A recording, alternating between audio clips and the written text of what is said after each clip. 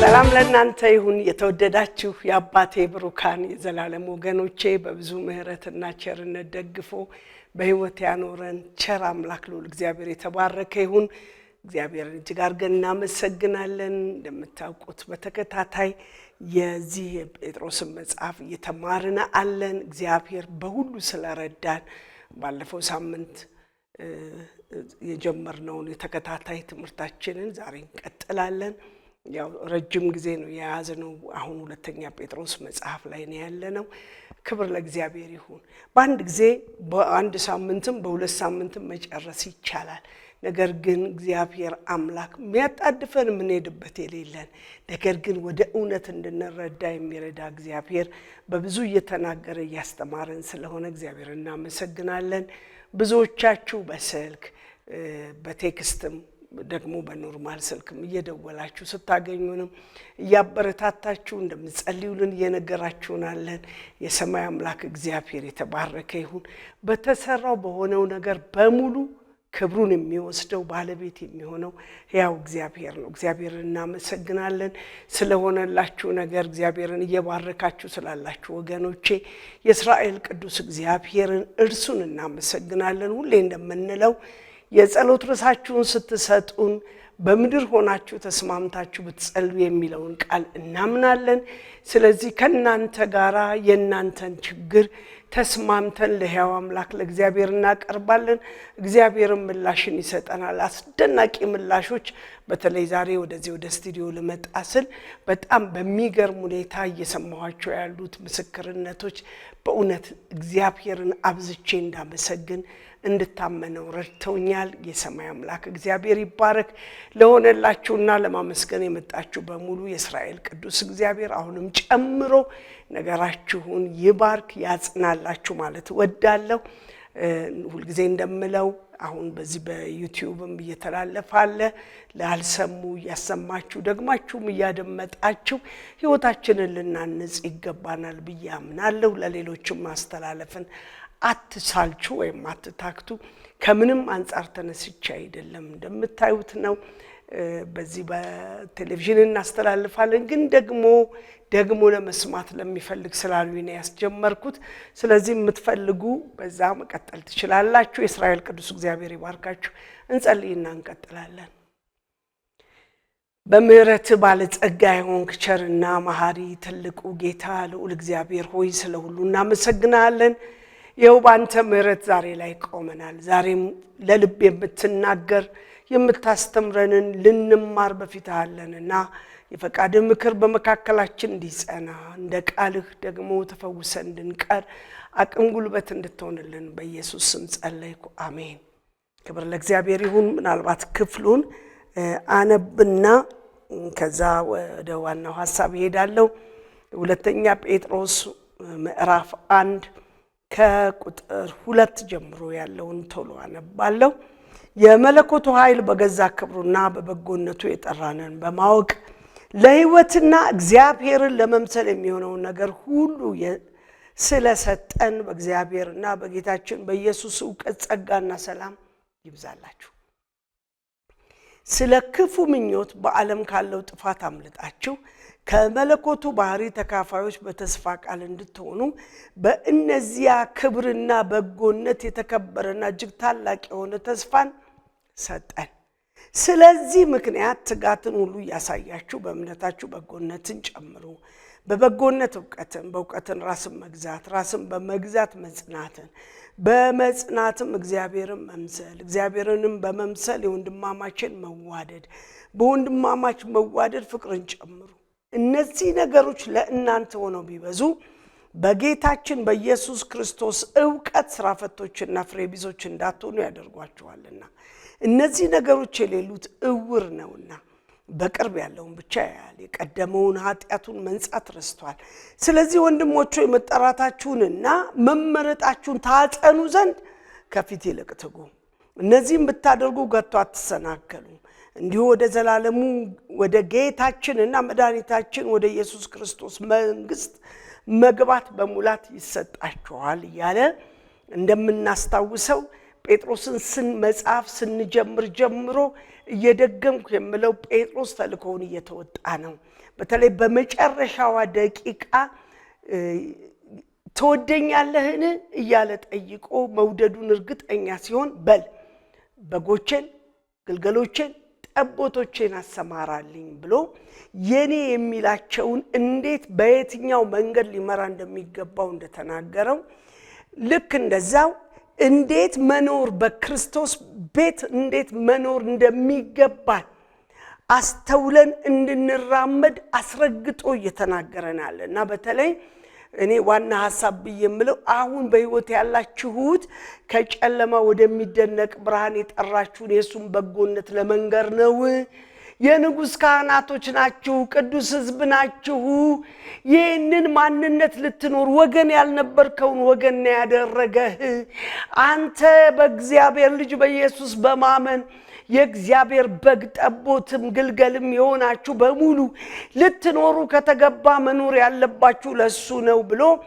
እንዴት መኖራችን ምን ማለት እንደሆነ አስረግጦ ሲነግረን ቆይቶ በተለይ የሱ ካህናት ለመሆንና አገልጋዮች ሆነን ለመገኘት ትልልቅ ምስባኮች እንደማያስፈልጉን ሰው በእያንዳንዱ ሁኔታ ውስጥ የሚኖርበት ኑሮ ላይ በየቀኑ ክርስቶስን ለማሳየትና ለመምሰል መኖር ስላለበት ነገር ያስረገጠ ይነግረንና በተለይ እዚህ ጋር ምን እናንተ ስለ ክፉ ምኞቱ ከዓለም ካለው ጥፋት አምልጣችሁ ከመለኮቱ ባህሪ ተካፋይ እንድትሆኑ ወደደ መረጣችሁ ስለዚህ ልክ ከክፉ ምኞቱ ከዓለም እንዳወጣችሁ ጊዜ የመውጣታችሁ ዕውቀት እንደሆነ በዕውቀት ላይ ዕውቀትን በየቀኑ ጨምሩ ገና ጌታ እንደተቀበልን በቃ ድነናል ብለን ዝግት የምናደርገው ሳይሆን እየጨመረ የሚሄድ ነው ደግሞ እሱ ታውቆ አያልቅም የሚለውን ሐሳብ ነው ባለፈው በደንብ የተመለከትነው ታዲያ እነዚህ ነገሮች ቢበዙላችሁ ይላል ቁጥር 8 ላይ እነዚህ ነገሮች እያንዳንዱ እምነት ነበረኝ እኮ ድሮኮ ነሳምን ጌታን እኮ በተቀበልኩ ጊዜ ስጸልይ እንደዚህ ይሰማ ነበር ደግሞ እንዲህ አይነት ትጋት ነበረኝ ደግሞ በጣም ይገርማል ለሌሎች እንደርስ ነበር ስለ ሌሎች እንጸልይ ነበር እንዲናደርግ ነበር ለምትሉ ለናንተ ዘመን አረጅቶባችሁ ለተቀመጣችሁ አይደለም ቀና ያረጅም ይልቅ ከመጀመሪያው ጊዜ ይልቅ ጨምሩ ያሁን ዘመን አማኝ ህይወት እየለካችሁ እየፈተናችሁ ወይ ድሮ ቀረ ክርስትና እንድትሉ ሳይሆን ድሮ ቀርቶ አይደለም የርሶ ባንነት ያንተ ባንነት ከመጀመሪያ ጊዜ ጀምሮ እየጨመርክ ልትሄድ ነው የሚገባው እንዲህ ስትጨምር ስራ ፈታቶንም ዛሬ ብዙዎቻችን ስራ ፈት ጡረታ የወጣ አገልጋይ ሆነን ተቀምጠናል በእግዚአብሔር ቤት ጡረታ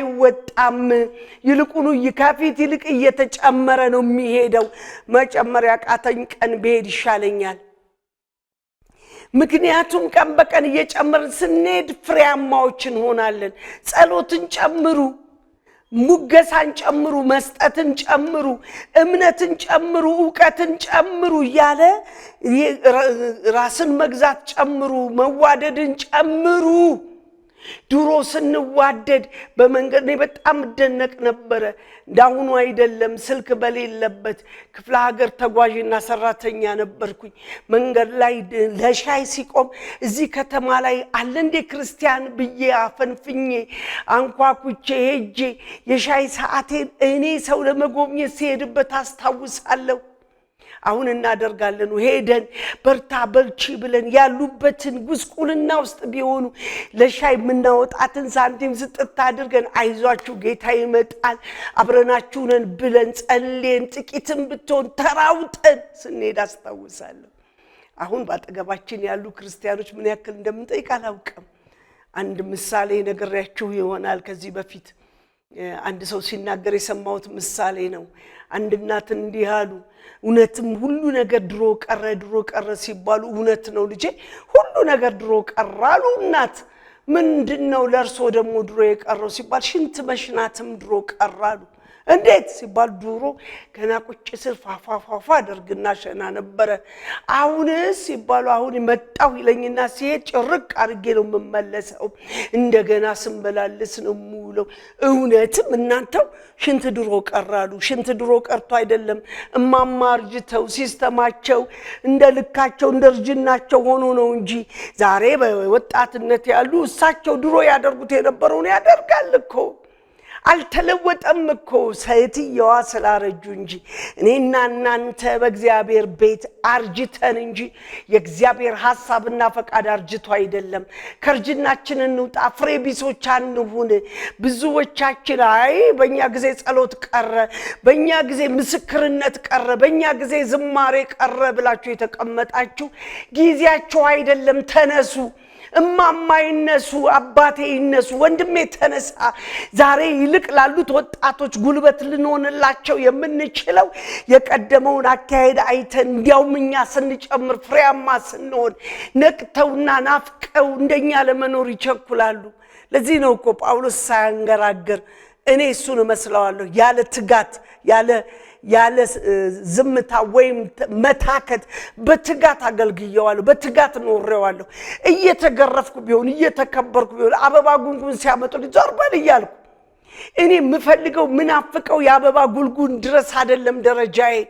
አንቱ እስክባል አይደለም ገደቤ ላይ ነው። እሄዳለሁ ገና እባክህ የሚያቆመኝ ነው እያለ እየጣለ የብዙዎቻችንን መንገድ ያሰረ ፍሬያማነት እንዳይኖረን ፍሬ ቢስ ያደረገን ጥቂት ስንሄድ አንቱታቸው በስተው አንዳንዶቻችን መጽሐፍ ቅዱሳችንን ሰዎች ተሸክመውልን እንትን ተነጥፎልን የሆነ ነገር ሆነን በቃ ትልልቆች ሆነን ግን ፍሬ ሲታይ ባዶ ሆነን ያከበሩን ያገነኑን ሰዎች አሁንም ጨምረን ክብር ለመፈለግ ከፍታ ለመጨመር ከሌሎች በልጠን ለመታየት በምድር ያለውን ከፍታ እንድንፈልግ አድርጎ ገደብ አደረገብን። ይልቅ ዛሬ እንድንነቃ ይገባል። ፍሬ ቢሶች እንዳትሆኑ ተጠንቀቁ። እነዚህን በትጋት ስታደርጉ ፍሬያማ ትሆናላችሁ። ይሄ ደግሞ የሚመጣው ባለፈው ጀምረነው እንደነበረ በዮሐንስ ወንጌል ምዕራፍ 15 ላይ እኔ የወይን ግንድ ነኝ፣ አባቴ ገበሬ ነው፣ እናንተ ቅርንጫፎች ናችሁ። ልክ ጌታን ስትቀበሉ ከዚህ ግንድ ተጣበቃችሁ ወጣችሁ፣ የእግዚአብሔር ልጆች ተባላችሁ እና ቅርንጫፍ ፍሬ ካላፈራ ከግንዱ ጋር ተጣብቆ ምን ግንዱን ታቀጭጨዋለ ተብሎ ይቆረጣል። ጥቂት ያፈራም ይገረዛል። ምናልባት መከራ ችግር ደረሰብን እኛ ያገለገልን እኛ የለፋን የምትሉ ብትኖሩ ምናልባት እየተገረዛችሁ ያላችሁ ብዙ እንድታፈሩ ነገን አይቶ ወደ ማዶ ያየላችሁን የከበረ ነገር አይቶ እስከዛሬ በምሳሌ ትኖሩበት ከነበረው ነገር እልፍ አድርጎ አብዝታችሁ እንድታፈሩ የተያዛችሁ ልትኖሩ ትችላላችሁ። ነገር ግን ስሙ ልንገራችሁ፣ ትጋትን ጨምሩ። ቀንን ቀን በጨመረ ቁጥር ከትላንት ይልቅ የዛሬው ህይወታችን በትጋት ሊታወቅ ይገባዋል። በብዙ ኃይል ከእግዚአብሔር መንፈስ ጋር በጽድቅ እውነት እየተራመድን በብዙ የእግዚአብሔርን ነገር ልንገልጠው ይገባል። ይህን ስታደርጉ ነው ፍሬያማዎች የምትሆኑት።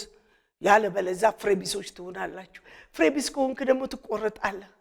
እየተጋን እየሄድን ሳለ ልንገኝ ይገባናል። ያመለጣችሁበት የክፉውን ምኞት የዓለምን ክፉ ምኞት አምልጣችሁ ለእግዚአብሔር እንድትኖሩ ሆናችሁ በዚህ በጨለማው መንግስት ላይ የብርሃን ምልክቶች ሆናችሁ ምናልባት አንዳንዶቻችን የአንድ ሻማ ያክል ብርሃን ሊሆን ይችላል በጨለማ ውስጥ የምናበራው። ቢሆንም ግን ጨለማን ጨለማ አታደርገውም። አንዲት ክብሪት የምትበራ በልጭ ስትል ብርሃንን ታሳያለች። አንዳንዶቻችን ኩራስ፣ አንዳንዶቻችን ፍሎረሰንት ልንሆን እንችላለን። ብቻ ግን ብርሃናችሁ እየጨመረ እንዲሄድ ነው እግዚአብሔር የሚፈልገው። በልጭ ብላችሁ መጣፉ እንድትሆኑም አይደለም፣ እንድትጨምሩ። ያቺ የተለኮሰች ክብሪት ሻማው ጋር ሄዳ እንደገና መቀጣጠልና ማብራት ካልቻለች ብልጭ ብላ ትጠፋለች። የክርስትና ህይወት ብልጭ ብሎ የሚጠፋ አይደለም። ፍሬያማ የሚያደርገን ቀጥሎ በሚበራ ማንነት ከኛ አልፈን ለሌሎች ስንታይ ስናሳይ ጨለማቸውን ስንገፍ ምናልባት ክብሪቷን እንዲላስባት ለራሱ ብርሃን እንደበራለት ግን ለሌላ የማይተርፍ ወዲያው ጥፍት የሚል ይህ አይደለም ያንተ ጥሪ ያንቺ ጥሪ የኔና የናንተ ጥሪ ፍሬያማ የምንሆንበት ነው። በዚህ ዓለም ገዢ በጨለማው መንግስት ከዓለም ክፋት ከክፉ ምኞቱ እኛ እንዳመለጥን ገና በዛ ያሉ አሉ። እነሱን ለማስመለጥ የምንችለው በህይወት ስንኖር ነው። ስለዚህ ልትኖሩ ከተገባ ስለዚህ ምክንያት ቀን በቀን ጨምሩ። ዛሬም ልበላችሁ ጨምሩ። ፍሬያማ እንድትሆኑ ጨምሩ። በሚበልጥ የጽድቅ እውነት እንድትቆሙ ጨምሩ። ትላንት ስለ ክርስትና የነበረውን እግዚአብሔር ዛሬ መጥቶ ጎሽ እንኳን ተቸህልኝ አይለኝም። ጎሽ አንቺ ቤት ስትተች አይለኝም። በመድረክ ላይ ያለ አገልግሎት የቅዱሳንን ህይወት የአባቶችን ህይወት እየተቸን እንድንኖር አይደለም ፈቃዱ። እና ግን እግዚአብሔር አንድ ነገር ፈልጓል፣ እንድትተች ሳይሆን እንድትደግፋቸው። አሁን አንተ ከትላንት ይልቅ እንድትኖር የድሮ ትውስታህን አምጥተህ ያንተ ህይወት የነበረበትን እና አሁን ያለውን በጣም ይቅርታ አሁን ያለበትን ህይወት እየመዘንን የነዛን የጣልን የኛ ይበልጥ ነበረ ያል እንድንኖር ሳይሆን በበለጠ ህይወት ዛሬ እንድንገኝ እግዚአብሔር ይፈልጋል። ዛሬ ከትላንት ይልቅ የጨለማው መንግስት በበዛበትና በበረታበት ጊዜ ትውልድን የሚያስመልጥ ጉልበት በኔና በእናንተ አለ። ስለዚህ ወገኖቼ ልትጨምሩ የተገባውን ጨምራችሁ ልትበዙ የተገባውን በስታችሁ እንድትገኙ እግዚአብሔር ይፈልጋል። የመብዛት ጊዜ ይሁንልን፣ የመጨመር ዘመን ይሁንልን፣ በጽድቅ እውነት የመራመድ ዘመን ይሁንልን፣ ፈቃዱንና ምክሩን የምንፈጽምበት ዘመን ይሁንልን፣ ታጥቀን የምንቆምበት ዘመን ይሁንልን፣ የእጁን ብርታት የምናሳይበት ዘመን ይሁንልን። ተነሱ ወገኖቼ፣ አሁን ለመጨመር ተንቀሳቀሱ። የጽድቁ እጅ በኔና በእናንተ ህይወት ይገለጥ፣ የግርማው ክብር ይሰማብን። እግዚአብሔር መልካምን በማድረግ በእናንተ የጀመረውን ከክርስቶስ ሙላት እስከ መምጣቱ ድረስ ሊፈጽመው የሚተጋ መንፈስ አለ። ስለዚህ ነው ዓለም ሳይፈጠር ለተፈጠርንበት ለዚያ እግዚአብሔር በክብር በክርስቶስ ኢየሱስ መልካሙን ሥራ ያ መልካም ሥራ ህዝብን ማዳን ነው፣ ትውልድን ማዳን፣ የሰውን ጥፋት የማይወድ ሰው ሁሉ እንዲድኑ የሚወድድ እግዚአብሔር በኔና በእናንተ የጀመረውን ሊጨርስ ይፈልጋል። እና ግን እኮ ምን ጨርሰው ተቀምጠን አይደለም። እና እኮ መዝሙር መባወቅ አይደለም፣ በመኖር ነው። እናንተ ወገኖቼ በጓዳችሁ ጀምሩ፣ መኖራችሁን ጀምሩ። ማን ያውቃል ያልዳነ ባልሽን ታስጥይ ይሆን? ያልዳነች ሚስትን ታስጥል ይሆን? ዘሮቻችንን እናስጥል ይሆን? በጽድቅ እውነት ራሳችንን በመግዛት በእውነትና በጽድቅ በመመላለስ ክርስቶስን በመግለጥና በማሳየት ከትላንት ይልቅ ልንተጋ መልካችን ያ ክርስቶስን እየገለጠው ያበዛን ልንሄድ እግዚአብሔር ይህንን ቀን ይናፍቃል። በተለይ በዚህ ዘመን ላለ እጅግ አስጨናቂና ጨለማው ገዝፎ በእያንዳንዱ ቤት በመጣበት ዘመን እኔ ባደኩበት ዘመን ነገር ዘግቶ ከዚች ከኛ ቅጥር ከኛ ቤት ግቢ የሚያልፍ አይደለም ዕውቀቴ። ምናልባት ትምህርት ቤት ከማየው ውጭ አልነበረም። አሁን ግን ዓለም በሙሉ ተሰብስባ በስልኮቻችን ደጃችን ላይ መጥተዋል። ልጆቻችን በቀላሉ ዓለም እየተጫወተባቸው አለ። ታዲያ ለዓለም ምኞትና ለክፋት እኛ እንኳን በነበርንበት ጊዜ እጅግ ባላሰብነው መንገድ ተወርሰን ነበረ። እነዚህ ግን በየጓዳቸው ለመጣላቸው ሰው ልጆቻችን እንዴት አድርገን እናስመልጥ ሲባል በትጋት ፍሬ እያፈራን እያሳየን ለካ ፍሬ አለ፣ ለካ ጣፋጭ ፍሬ እዚህ ሰፈር አለ። እዚህ ጋር ከማየው ዓለም ከምታሳየው ዕውቀት ይልቅ አባቴ ጋር እናቴ ጋር እህቴ ጋር ታላላቆቼ ጋር የሚበላ ፍሬ አለ። ክርስቶስ የዘላለም ሕይወት የሆነ ደስታና ረፍት የሆነ የማይቋረጥ ሰላም የሆነ እነዚህን ሁሉ ሞከርኳቸው ጨዋታዎች በሙሉ አጫውተው ብዙዎችን ራሳቸውን አንቀው እንዲገሉ የጨዋታ ጎበዝ ለመባል ያሰለጥናቸዋል ሰይጣን። ብዙዎች ክርስቲያን ልጆችም ራሳቸውን አንቀው ገለዋል። እና ታዲያ የሚያስጠል ጉልበት የት አለ ስትል አንተ እየጨመርክ በሄድከው ባንቺ ፍሬ ባንተ ፍሬ ያ ብርሃን ይታያል። ፍሬህ ብርሃን ነው። ፍሬህ ጨው ነው። ፍሬህ የህይወት ማጣፈጫ ነው። በጽድቅ እውነት መኖርህ ክርስቶስን ያየህ እንድታሳየው የሚረዳ የከበረ ነገር አለ። እኛ አልጨመርንም። ስለዚህ ዓለም የጨመረችው እኛኑ ገበር ያደረገን በቤተ ክርስቲያን የሚታየው እሱን የሆነ ስልጣኔ በሚመስል ማንነት ከክርስቶስ ይልቅ ቀድሞ እየወጣ ያለው ሌላ ነገር ሆኖ ገደባ በጀብን። ገደባችሁን ጣሱ። ገደባችሁ እሱ ነው። ወደሱ መሄድ ነው። ያለ ገደብ ልንኖር ጨምሩ ጨምሩ ጨምሩ። ገደብ የለውም ክርስትና ህይወት። እምነት ገደብ የለውም። ፍቅር ገደብ የለውም። ቅንነት መዋደድ ገደብ የለውም። በጎነት ገደብ የለውም። ለምን ተገደባችሁ? ምክንያታችሁ ምንድነው? ዛሬ ቆም በሉና ከዚህ ገደብ እግዚአብሔር ያውጣችሁ። ያውጣን። የዘመኗን ቤተ ክርስቲያንን ብለን ስማችንን ጠርተን ያስቆጠርን ተገድበን ያለን ክብር ነው የገደበን፣ ማጣት ነው የገደበን፣ አንቱታ ነው የገደበን፣ ወይስ መድረክ አለማግኘታችን የገደበን? ምንድነው የገደባችሁ? አይገደብም። ክርስቲያን የእግዚአብሔር ልጅ ሆነ እሱ እንዳልተገደበ አንተም አንቺም እኔም አንገደብም። እንሂድ፣ ወደ ላይ ልንሄድ በመንገድ ላይ ነው ያለነው። ያለ ገደብ ልንሄድ።